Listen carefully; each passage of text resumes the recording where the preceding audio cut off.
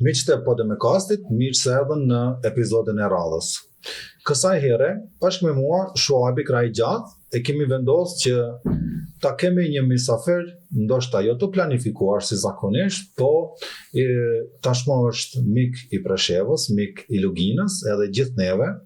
Ishte një ngjarje, një aktivitet i shtëpisë botuese Zëri Luginës që u bë sebeb për me pas na arsye që me i bë ashtu mundësi që me pas një mik, një bashkëpunëtor edhe një njeri aktiv shumë të Tiranës prezent edhe në Preshev. Mirë se erdhe dhe mirë se na takove në Preshev me Edi Gurra. Mirë se jetëm. Ky mbihemri Gurra nuk është i zakonshëm zakonisht në Preshev. Edhe na ka bërë përshtypje kur e kemi ndi që kemi ardhur prezant se me Edia kemi edhe na me Edia. Po Gurra jo. Ka pas lidhje diçka që keni jetu pas këtij ujit apo shaka? Unë kam lindur në një fshat që quhet Gurr e vogël në Tiranë. I ka 6 kilometra larg Tiranës dhe nga fshati, nga që ka burim me ujë, kemi marrë mbiemrin Gurra, por Shqipëria i ka, edhe Tirana ka Gurr, fshat me emrin Gurr të madh dhe Gurr të vogël, edhe Mati, Burreli ka Gurr të madh dhe Gurr të vogël, por mbiemri Gurra është edhe shumë i njohur edhe në qytetin e Librashtit. Pra për Shqipërinë nuk është i panjohur si mbiemër. Sigurisht si kuptimi i Gurrës është kuptimi i ujit, i burimit, domethënë, në atë kuptim është. Domethënë nuk s'keni të bëjmë me ndonjë fabrikë të ujit ju. Jo, s'kemi të bëjmë me fabrikë ujit, ne e kemi marrë mbiemrin nga fshati, sepse fshati jonë quhet Gurr e vogël e Tiranës. Unë aty e kam prerardhën. Kam lindur në vitin 1974. Jeton në Tiranë? Jetoj në Tiranë, arsimin fillor dhe 8 vjeçare kam marrë në fshat. Pastaj kam studiuar për gjuhë letërsi frënge në shkollën e mesme të gjuhëve të huaja Arsim Vokshi në Tiranë. Në vitin 92, pasi mbarova gjimnazin e gjuhëve të huaja në Tiranë, unë nisa për studime në Turqi. Atje një vit studiova për gjuhën turke, një vit përgatitje për të pranuar në universitet, një vit gjuhën arabe dhe 4 vjet studiova në Fakultetin Teologjik të Marmaras. Marmara. Po, çfarë përvojë interesante prej Tiranës, Marmara dhe koha në të cilën ka studiuar. Koha në cilën ka studiuar edhe nga frëngjishtja te teologjia. Është vështirë të përshkruhet sepse në atë periudhë që kemi jetuar në Shqipëri, vitet para 90-s, ishte tepër e paimagjinueshme që do të ndodhi një ndryshim ku ne do të kishim të drejtë të lëvizshim të lirë në përbot, jo më që do të kishim mundësi të studionim në universitetet ndërkombëtare me emër dhe veçanërisht për çështje fetare. Por falënderimi i takon Zotit, i cili na e bëri të mundur, sepse me të vërtetë ka qenë e paimagjinueshme. Nëse në vitin 90 në Shqipëri do të thonë dikush që shiko se do të vinë një ditë që ju do të studioni për teologji, xhamiat e Shqipërisë do të jenë të hapura, besimi fetar do të jetë i lejuara. Nga mbyllja në ishte me të vërtetë në atë kohë lirisht mund të shpallshin njëri që ka probleme psikike, duhet të kontrollohet te mjeku. Nëse ditë që me këtë tezë, por falënderimet i takojnë vetëm Zotit, i cili na e mundsoi, sigurisht që të gjithë lëvizjet që u bën për prishjen e sistemit të vjetër, për sjelljen e demokracisë, të gjitha janë lëvizje me vlerë, të cilët një pjesë të rezultateve të atyre lëvizjeve jetojmë ne, frutet e atyre lëvizjeve, sakrificën që bën ato në vitin 90, jetojmë ne sot, domethënë. A na dëshmon kjo një farë mënyrë që për një me besimi është diçka i brendshëm, diçka shpirtërore dhe nuk i takon asaj që duket ose sipërfaqësorës. Zemrat janë në dorë të Zotit, nuk janë në dorë të individit. Sistemi komunist u mundua që ta shkuli besimin të zemrat e besimtarëve, por zemrat janë në dorë të Zotit dhe asnjëherë nuk arritin ta bëjnë një gjë të tillë, dhe kjo faktohet me kallavollëkun e madh, me vëshimin që patën shqiptarët, si të besimit musliman, ashtu edhe të besimit krishterë, në atë kohë që sapo rihapën xhamiat dhe kishat në Shqipëri. Sigurisht, si vjet është 35 vjetori i rihapjes së besimit në Shqipëri, dhe me këtë rast ne kemi patur edhe një aktivitet, domethënë, për t'i përkujtuar atë grupin nismëtar të cilët morën guximin për të kërkuar pushtetit asaj kohe lejimin e hapjes së xhamisë së Tembeut dhe fatmirësisht u realizua dhe fatmirësisht sot çdo gjë është e lirë, besimi është i lirë, mundësitë janë të shumta, fëmijët e besimtarëve kanë mundësi të shumta për të studiuar, shqiptarët kanë mundësi të pafundme për të studiuar nëpër botë, dhe kjo fal shemjes së sistemit dhe ardhjes së sistemit të sotëm të demokracisë që kemi në Shqipëri. Puna jote, angazhimi jot, aktiviteti jot është kryesisht në Tiranë apo në gjithë Shqipërinë ose në region që për më shumë ata që nuk dojnë me ditë më shumë për median? Pasi mbarova fakultetin teologjik në Turqi në vitin 99, unë nuk ktheva në Shqipëri dhe fillova arsimtar në medresenë e Tiranës për një periudhë kohe. Pastaj gjatë asaj kohe kur isha arsimtar atje, fillova të merrem me përkthime nga gjuha turke në gjuhën shqipe, dhe tani kam të përtuar 12 përkthime që i kam realizuar nga gjuha turke. Në të librave të karakterit fetar apo? Të karakterit fetar dhe historik. Përkthimi i parë, vepra e parë që unë kam përkthyer është vepra të arkitekturës osmane në Shqipëri të autorit Ekrem Hakkajverdi. Kjo autor në vitet 74 ka kërkuar leje prej shtetit shqiptar për të verifikuar në vend të gjitha kishat, xhamijat, hanët, hamamet, tyrbet, urat, mullit që kanë qenë të ndërtuar në kohën e Perëndisë Osmane dhe për rënojat e tyre, por nuk ka marrë leje dot nga sistemi i kaluar dhe nuk ka arritur dot të vizitojë Shqipërinë, por është bazuar vetëm në dokumentet që ka gjetur në arkivin e Istanbulit.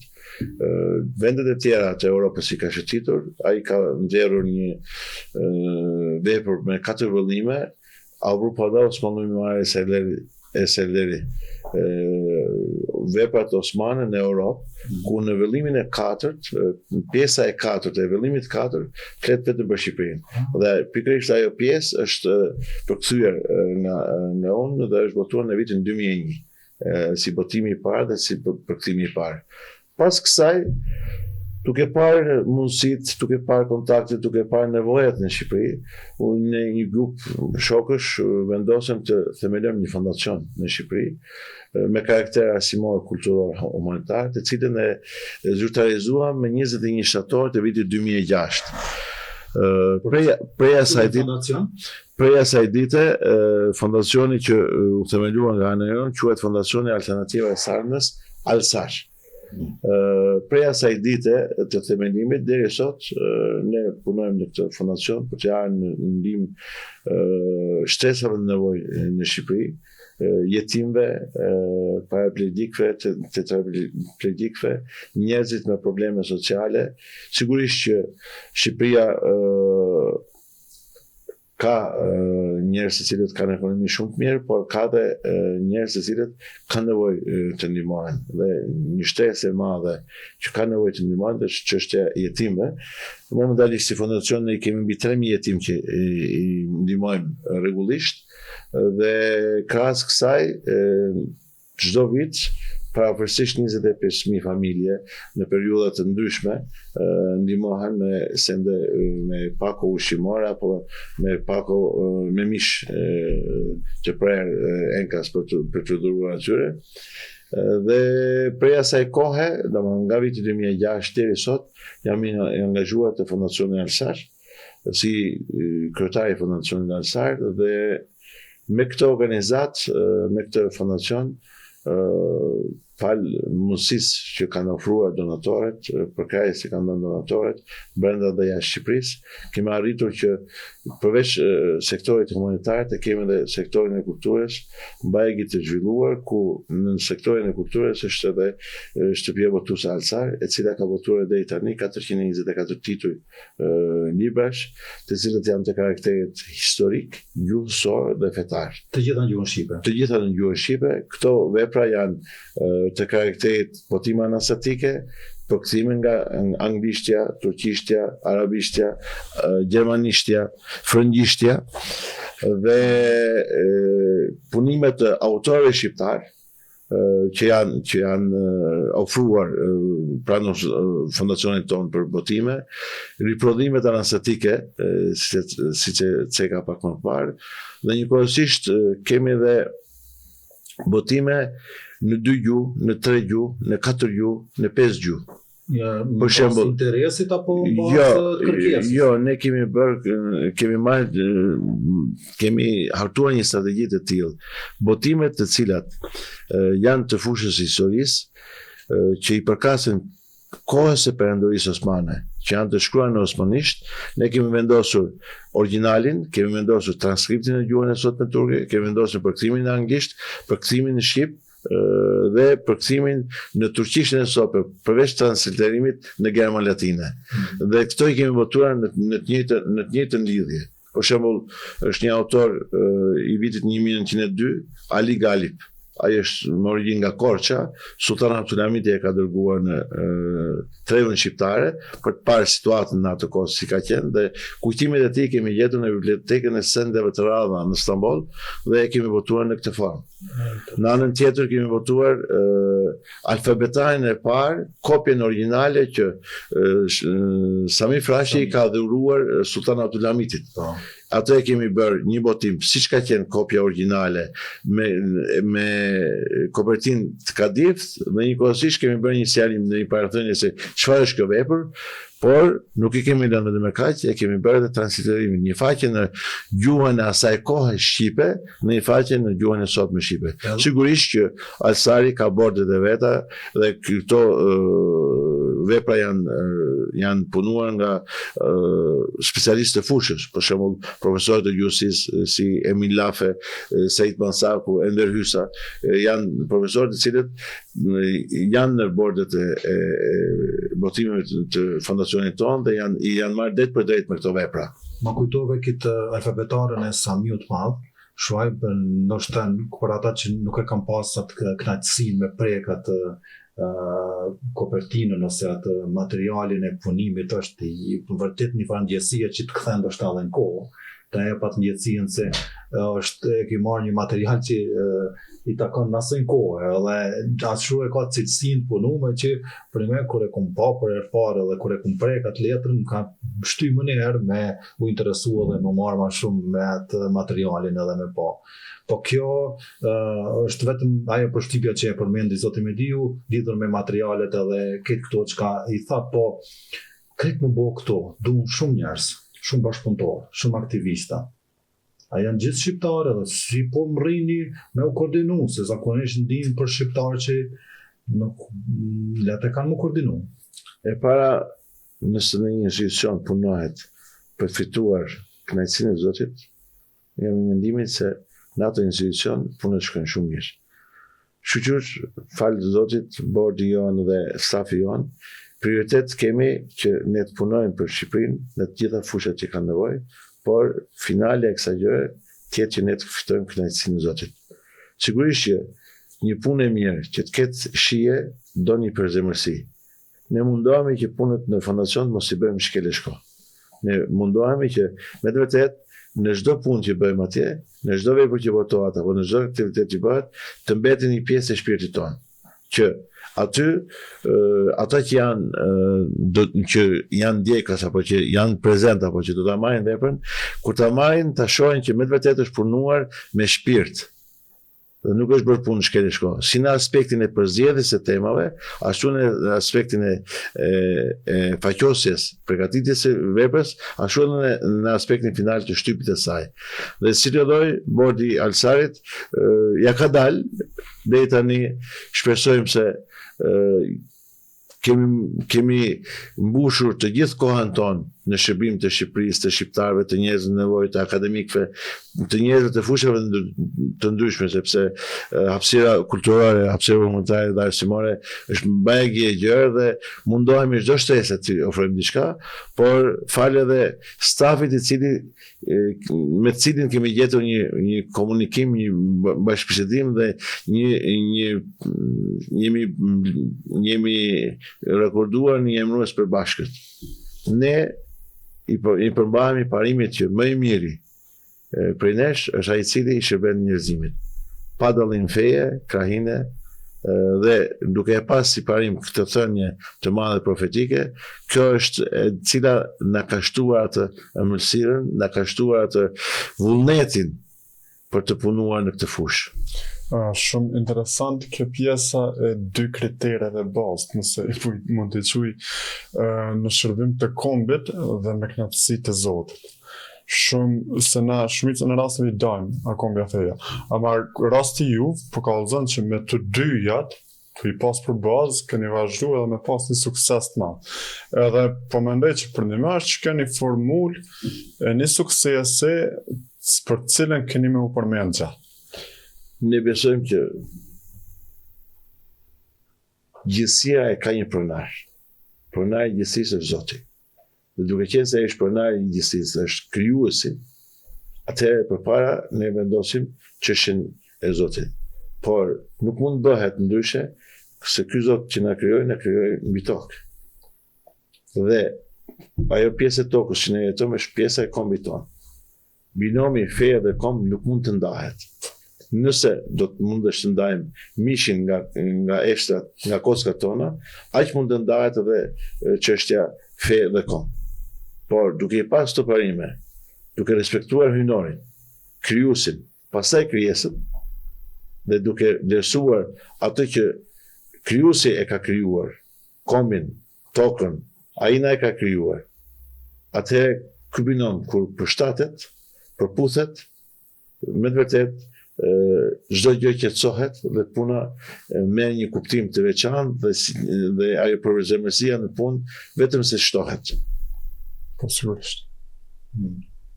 Përmendet më herët që e keni përkthy librin me objektet osmane, trashëgimit osmane në Shqipëri. Sa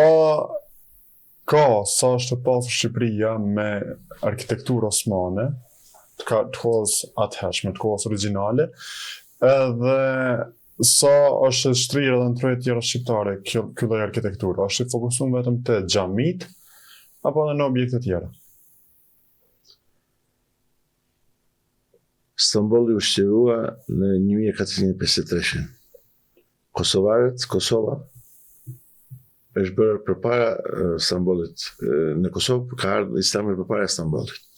Sepse betejë e Sultan Muratit, betejë e fushë Kosovës, është në vitin 1389. Dhe sigurisht që Perëndyria Osmane në formatin e saj, në ato vende që ka qëndruar, me të vërtetë ka bërë ndërtime të kohës së vet, të karakterit fetar, faltore, po jo vetëm faltore për muslimanët, por edhe për kishat. Ka shumë raste të cilat dokumentat ekzistojnë në arkiv, ku thuhet që Perëndyria Osmane me fondin e Perëndyrisë u ndërtua ose u rindërtua ose u restaurua kjo kishë. Po. Në rast të mëmi, na kemi në qytetin e Vrajës kur një pash X ka dhënë leje dhe në fondacion të si rjedhoj veprat osmane në trevat shqiptare si numër janë të shumta.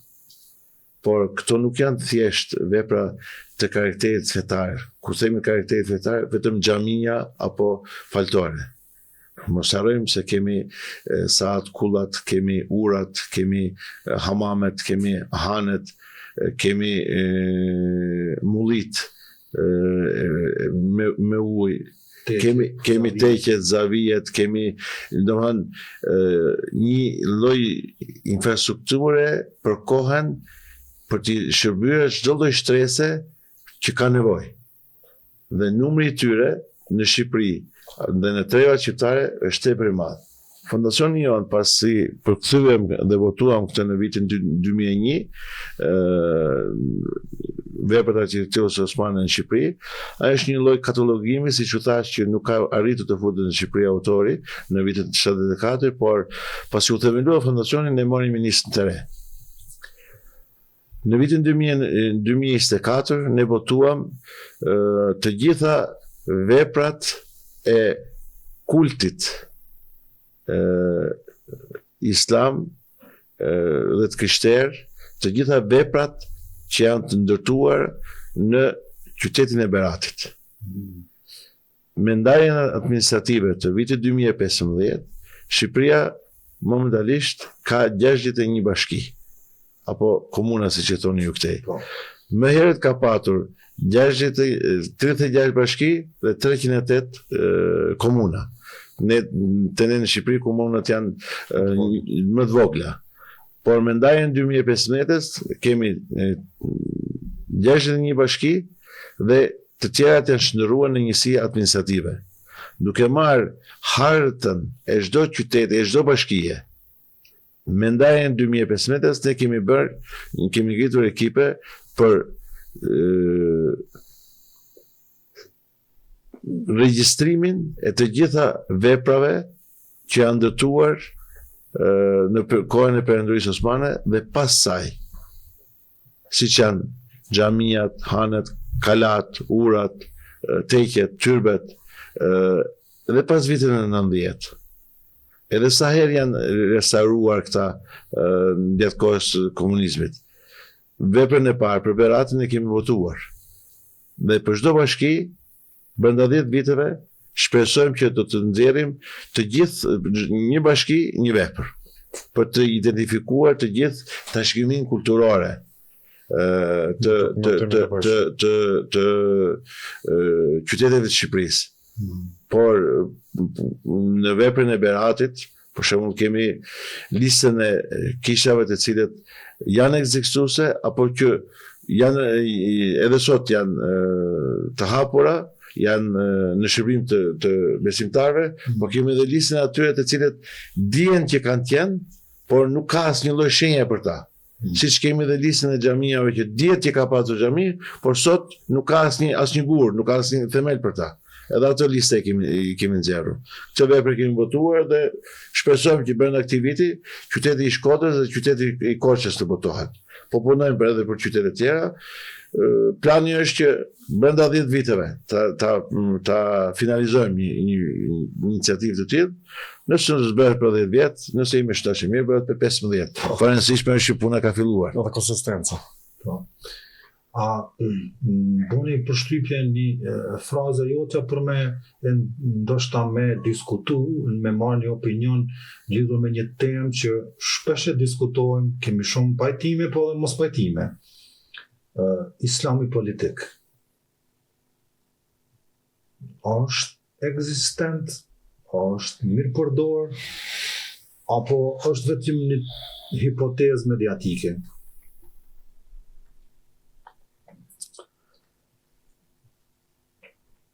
Ne si shoqëri civile nuk kemi qasje politike dhe nuk anojmë në asnjë lloj anë të politikës. Sigurisht që komunikimi ndërmjet njerëzis edhe e ka atë misterin e vetë dhe ka një politikë të vetën. Kur thuat islami politik, mendoj se është një fushë e gjerë e cila duhet trajtuar në vete dhe duhet trajtuar, nëse do flasim për të, duhet trajtuar nga ana e profesionit si teolog që kam mbaruar studimet. Por me qenë se po flasim për Alsarin dhe për aktivitetin e Alsarit, mendoj se zgjerohet kjo çështje. Zgjerohet kjo çështje. E rëndësishme është që marrëdhëniet ndërmjet besimtarëve apo marrëdhëniet e besimtarëve të besimeve të ndryshme ndër veti, tek shqiptarët nuk ka asnjë lloj problemi. Bashkëtesa tek shqiptarët është me vërtet në nivel shumë të mirë dhe urojmë që ashtu të jetë gjithmonë. Pjesë e krenarisë shqiptare. Të jetë pjesë e krenarisë shqiptare dhe nëse do të futim të bëjmë analiza pastaj islami politik apo krishterimi politik, aty pastaj do të pa dashur do të lëndojmë ndonjë që është interesuar që të neve ta shohë të përçar. Prandaj që për këtë temë unë nuk po kam dëshirë që të futem me detaje. Unë po kthena te aktivitetet e Alsarit. Të aktivitetet e Alsarit kom hasë dhe përveç se aktivitetet me jetim ka pat edhe ndihmë ose kurse për profesionalizim të grave. Diçka që më habiti po për të mirë, më ardhë shumë mirë. Për nga kjo iniciative dhe cili u kon ndikimi kësa iniciative këtyve kurseve në jetën shoqërore në ato rast. Turqit e kanë një shpreje. Thonë që nuk duhet të mësojmë të ushqejmë vetëm me peshk, po duhet të mësojmë të peshkojnë. Alsari prej vitesh ndihmon jetimet dhe merret me aspektin arsimor. Në këtë kontekst kemi parë që nënat e fëmijëve jetim, të cilët kanë paraqitur dokumentat e ne, mosha e tyre është e re, mundësitë e tyre përpunësin janë të vogla. Dhe në konsult me ta i kemi pyetur për në çfarë forme mund t'ju ndihmojmë juve që ju të keni vetë realizoni të ardhut për këtë punë. Pavarësinë. Dhe një pjesë e mirë kanë kërkuar që të specializohen për robaqepsi. Dhe ne kemi dhënë kurse që ata të bëhen robaqepse që të përfitojnë të ardhurat e saj të mbajnë familjet e tyre. Një pjesë tjetër ka kërkuar trajnim për bujqësi, sepse disponojnë tokë, kanë mundësi të merren me mbjelljen e premtarisë apo të bujqësisë, dhe në atë aspekt kemi dhënë kurse trajnimi në atë fushë, ande kemi dhuruar edhe shumë pemë, siç është pemë të ullirit, apo të arrave, apo të limonave, apo të portokallëve, që me të vërtet me ardhen në frutdhëniet e tyre ata kanë siguruar mbajtje të ardhurat për të mbajtur familjet e tyre. Në anën tjetër, Alsari çështjen arsimore e ka si bosh të mesëm. Në njërin anë kemi kurset profesionale për këtë shtresë, të cilët kanë qenë të interesuar vetë pranë Alsarit. Në anën tjetër kemi kurset arsimore për atë shtresë të cilët me të vërtet duhet ndihmuar për studentët. Alsari ofron 140 bursa për studentë të universitetet të ndryshme. Të Universitetit Korçës, të Universitetit Elbasanit, të Universitetit Vlorës, të Universitetit Tiranës, të Universitetit Shkodrës, dhe kjo nuk është një nismë e re. Njëkohësisht ofron falas kurse të mësimit të anglishtes, të gjuhës angleze dhe gjuhës turke. Në anën tjetër, për ata të cilët janë të interesuara për kurse të njohurive të edukatës morale, edhe për ata kemi disa kurse pranë zyrave tona për gruposha të ndryshme që profesorët thjesht një edukim të përgjithshëm. Që lloji fundit i kurseve i pa dëgjuar më parë, shumë inovativ, po më duket edhe nevojshëm. Pjesëmarrja në ta nuk ka qenë me të vërtet e vogël. Në çdo grup që është hapur ka patur bajegi pjesëmarrje për tyre. Me shifra tani mund edhe të gaboj, por një grup kur qilet në 20 vet nuk qilet. Dhe si rrjedhoj mundohemi për të arë në ndihmë sipas kërkesave që kanë shtresa që troket të ne. Kjo është ajo praktika jonë e ofrimit të çështjes arsimore.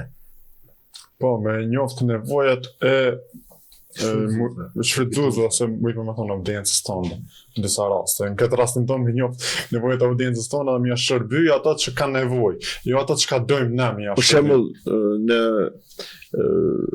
takimin që kemi me jetimët, kur bëhen shpërndarjet e ndihmave të tyre, hasëm një problem që na u duk që kanë nevojë për ndërhyrje.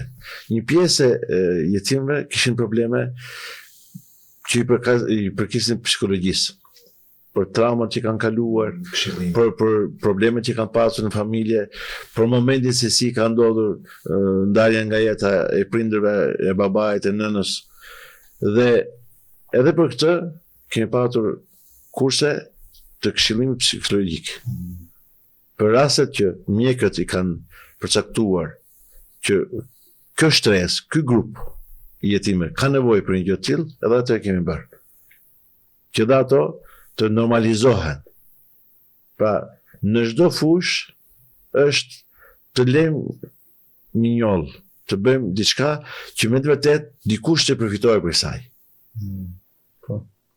Edhe përmes atij individi nuk fiton vetëm ai individ, ai përcjellet, ai reflektohet te tjerë. Ai përcjellet në sen, edhe zinxhiri vazhdon kështu.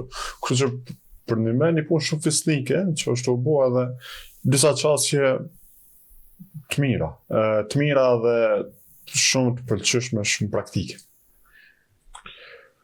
Mundohemi, shpresojmë se të jenë të tilla dhe shpresojmë që realisht ato të cilët janë përfituesit të drejtë për drejtë, të jenë ato të kënaqur. Sepse ne mundohemi, por është e pamundur 100% të jesh me rezultat përfitimi, sepse çdo njeri, çdo individ është një botë në vete.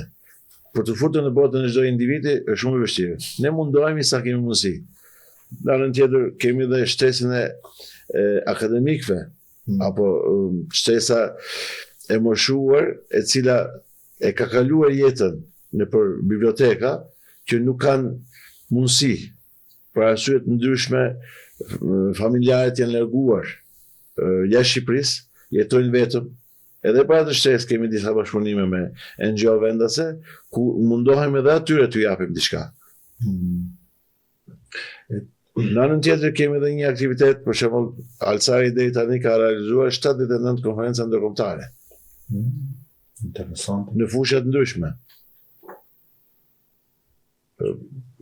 Marrëdhënie shqiptaro-turke, tarikatet në Ballkan, promovime të ndryshme të librave, figura me origjinë shqiptare të cilët kanë drejtuar në Perëndërinë Osmane. Në Universitetin e Vlorës patëm një simpozium me 6 nëndor, Gedik Ahmet Pasha, një shqiptar i cili ka qenë drejtues kryesor në Perëndërinë Osmane. Apo në Universitetin e Korçës kemi kujtuar 2 korçarët që kanë qenë me origjinë korçare, Ilyas Bey Mirahori, themeluesi i qytetit Korçës, dhe Koçibeu. Koçibeu është reformatori më i madh administrativ i Perëndërisë Osmane. Risalet e Koçibeut, vepra që kalon ai, Koçibeut është për një periudhë të gjatë të Perëndërisë Osmane është quajtur busulla e drejtimit politikës të riformatimit të sistemit të Perëndërisë Osmane. Edhe për atë kemi bërë simpoziume. Pra, edhe ajo stres që është interesuar të njohë figurat me origjinë shqiptare, edhe ajo stres të marrë diçka. Po. Ku është nevoja, mundohemi të jemi ne. Ku është drejtësia, aty jemi ne.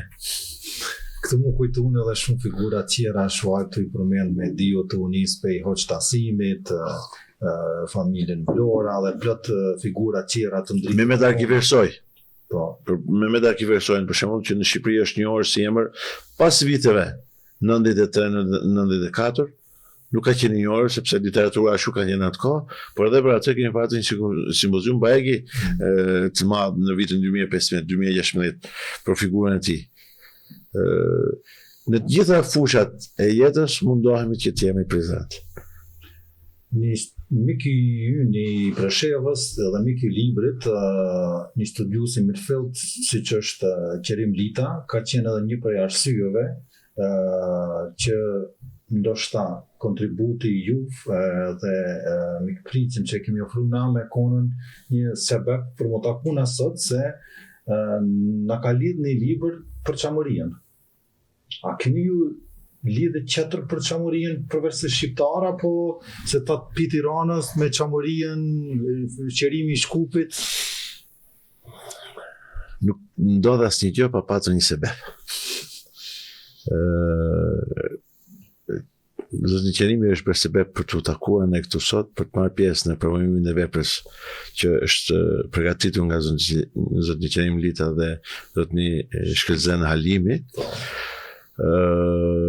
Ajo çka neve e kemi busullën tonë është e gjithë shqiptaria është e jona dhe ne duhet të kontribuojmë për gjithë shqiptarinë.